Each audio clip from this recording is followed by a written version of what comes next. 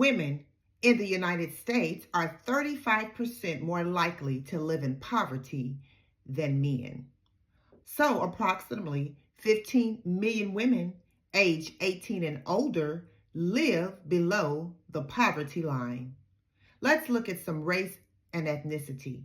Compared to Caucasian women, we have Native women at 19.4.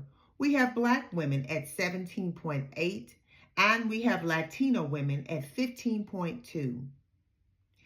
Let's look at the family structure.